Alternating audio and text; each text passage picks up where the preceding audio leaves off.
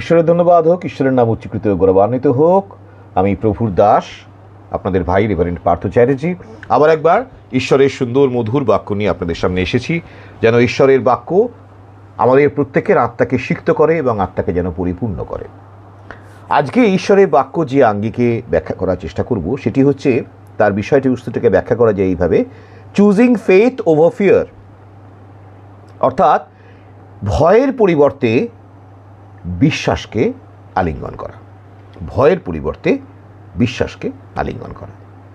এবং এ বিষয়ে একটি বাইবেল পদ পাঠ করব, 2 তিমথিও 1 অধ্যায় 7 পদ। 2 তিমথিও তার 1 অধ্যায়ের 7 পদ, যেখানে প্রভুর বাক্য কথা বলে, কেননা ঈশ্বর আমাদিগকে ভীরুতার আত্মা দেন নাই, কিন্তু শক্তির, প্রেমের ও সুবুদ্ধির আত্মা দিয়েছেন। অর্থাৎ ঈশ্বর আমাদেরকে ভীরু করে সৃষ্টি করেননি, কিন্তু তিনি আমাদেরকে সুবুদ্ধি সম্পন্ন, শক্তিমান এবং প্রেমবান করে সৃষ্টি করেছেন। তাই সুবুদ্ধি, শক্তি এবং প্রেম, এই তিনটি হলো আমাদের জীবনে দত্ত ঈশ্বরের গুণ, দান, ভীরুতা নয়। আর এ বিষয়ে সবচেয়ে বড় একটা উদাহরণ আমরা বাইবেল থেকে খুঁজে বার করতে পারি। মোশির মৃত্যুর পর মোশির যে সহচর ইসরায়েলি জাতির নেতৃত্বের ভার গ্রহণ করেছিলেন, তার নাম ছিল যিহোশুয়, বা ইংরেজিতে যাকে বলে যশোয়া। সেই যিহোশুয় বা যশোয়া যখন মোশির মতো অত বড় মাপের একজন লিডারের মৃত্যুর পর যখন অত বড় ইসরায়েলি জাতির নেতৃত্ব প্রাপ্ত হলেন, তখন তার উপরে এক বিশাল দায়ভার এসে পড়ল যে মোশি পর্যন্ত যে কাজটাকে কমপ্লিট করে যাননি, সেই কাজটা কমপ্লিশন তাকে করতে হবে। আর সেটা হলো এই গোটা ইসরায়েল জাতিকে অনেক দ্বন্দ্বের মধ্যে দিয়ে পার করে নিয়ে গিয়ে সেই প্রমিসড ল্যান্ডে বা সেই প্রতিজ্ঞাত দেশে তাকে পৌঁছে দিতে হবে। মোশি দূর থেকে সেই প্রতিজ্ঞাত দেশ দেখতে পেয়েছিলেন, ঈশ্বর তাকে সেখানে ঢোকার অধিকার দেননি। সেই অধিকার তিনি দিয়েছেন যশোয়াকে, যিহোশুয়কে। যিহোশুয় দেবেন সেই নেতৃত্ব। তাহলে বুঝতে পারছেন নিশ্চয়ই যে কত বড় গুরুভার যিহোশুয়ের মস্তকে, স্কন্ধে অর্পিত হয়েছে এবং তার মানসিকতা কীরকম হতে পারে। কিন্তু তিনি ভয় না পেয়ে ইনস্টেড তিনি কি করেছিলেন না, আমরা যদি যিহোশুয় পুস্তকের 1 অধ্যায় 1 থেকে 9 পদ পড়ি তো দেখব যে তিনি সম্পূর্ণরূপে ঈশ্বরের প্রতিজ্ঞায় বিশ্বাস স্থাপন করে, ঈশ্বরের সাহায্যের উপরে নির্ভর করে, তার যে প্রবল বিশ্বাস, সেই বিশ্বাসের সম্পূর্ণ পরাকাষ্ঠা দেখিয়ে, সেই বিশ্বাসের পরিব্যাপ্তি দেখিয়ে তিনি ভয়কে জয় করেছিলেন এবং শেষ পর্যন্ত ইসরায়েল সন্তানদেরকে তিনি সেই জয় ছিনিয়ে এনে দিয়েছিলেন, সেই প্রতিজ্ঞাত দেশের অধিকার তিনি ছিনিয়ে এনে দিয়েছিলেন।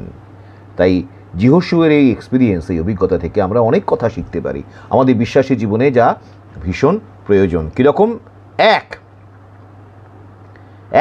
প্রথম হলো যে trust in God's promises.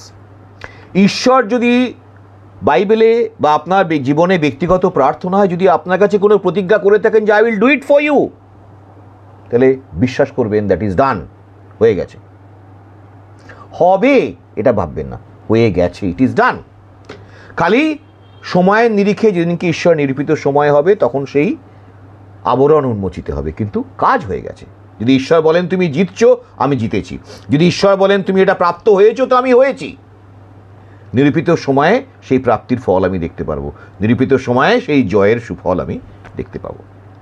Secondly হচ্ছে ফোকাস অন গডস প্রেজেন্স, মানে ঈশ্বরের দিকে তাকাতে হবে।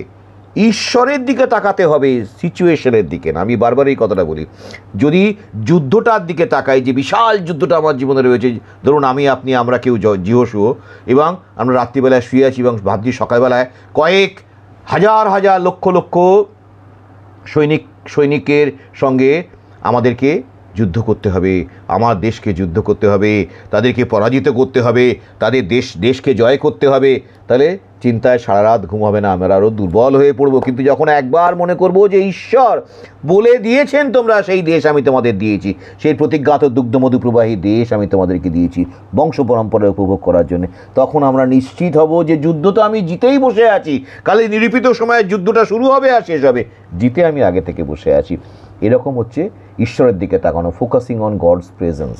থার্ডলি হচ্ছে ওবে গডস কমান্ড, যা কিছু বলবেন ঈশ্বর, তোমাদের মধ্যে জিওশুকে তিনি বলেছেন তোমাদের মধ্যে এই খারাপটা আছে, এটা আছে, দূর করো, সঙ্গে সঙ্গে জিওশু ঝাঁপিয়ে পড়েছেন, খুঁজে বার করেছেন যে কে ঈশ্বরের বাক্য অপবিত্র করেছে, সেইভাবে খুঁজে বার করে তিনি সবসময় ঈশ্বরের বাক্যকে, ঈশ্বরের আদেশকে মান্যতা দিয়েছেন। আর ফোর্থ হচ্ছে রিমেম্বার গডস ফেথফুলনেস, ঈশ্বর বিশ্বস্ত, তার দয়া অনন্তকাল স্থায়ী, তার প্রেম চিরস্থায়ী প্রেমে তিনি আমাদের প্রেম করেন। তাই কোনোদিন আমাদের দেওয়া কোনো কথা তার ফেল হবে না, সব সময় তিনি আমাদেরকে যা প্রতিজ্ঞা করেছেন সমস্ত কিছু তিনি পূর্ণ করবেন। ঈশ্বরের ধন্যবাদ হোক, ঈশ্বরের নাম উচ্চীকৃত হোক, গৌরবান্বিত হোক। ঈশ্বর আপনাদের জীবনে প্রচুর আশীর্বাদ করুন এবং আপনাদেরকে সর্বাবস্থায় জিততে সাহায্য করুন, সর্বাবস্থায় ভয়কে জয় করে ঈশ্বরের বাক্যের উপর নির্ভর হয়ে জয়ী হতে শেখান। Amen, amen, amen.